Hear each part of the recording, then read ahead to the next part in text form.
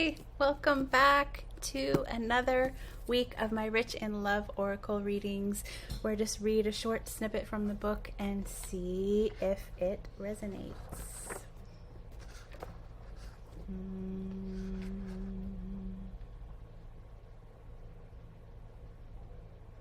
This is from the end.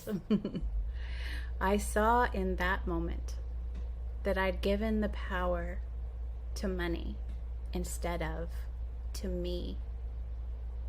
So I took the power back and declared, the freer I am, the richer I am, instead of vice versa. Which at the time meant to me that the more at ease I was inside myself, and the more freedom I had to be me and live my life the way I loved, the richer I would be in every way. But here's the kicker. I do believe that the only reason I was able to now include money in that belief is because I allowed myself to practice it the first way for a time. The first way being the opposite of that, which is the richer I am, the freer I am. Instead of the freer I am, the richer I am. Because, where was I? The only reason I was able to now include money in that belief is because I allowed myself to practice it that first way for a time until I acclimated myself out of my discomfort about wanting and having more money.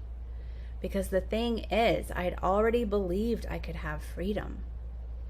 I'd created lots of freedom in the past, but I didn't have a lot of money at that time. Those were my feast or famine days in my business.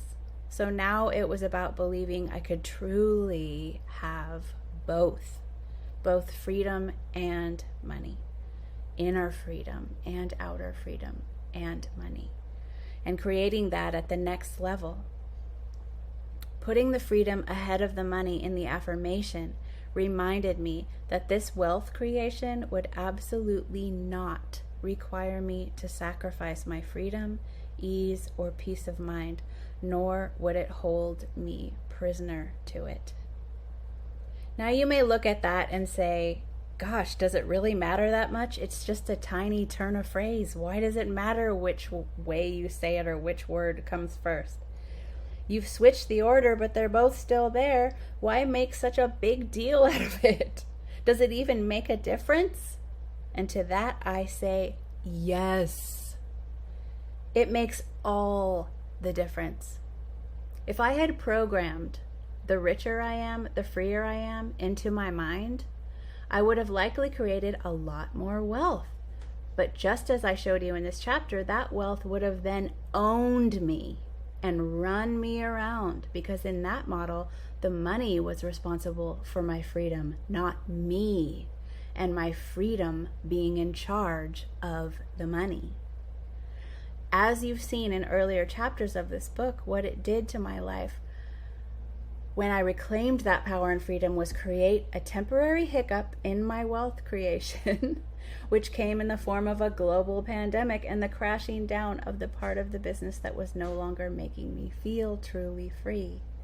But since I still had the money in my intention and affirmation, my lifestyle was totally uninterrupted by this crash, and all the money I needed flowed right back in, except now I had a lot more freedom and free time than I'd ever had before in all my life.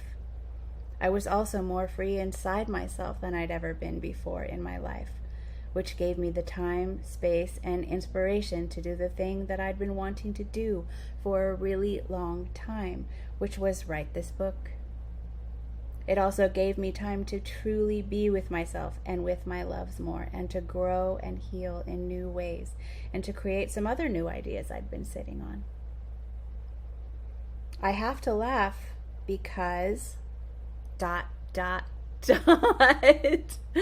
try to keep these under 5 minutes, so I'm going to stop there. That is on page 300 and 301 in rich in love. 10 powerful mindset shifts to a more abundant life in every way.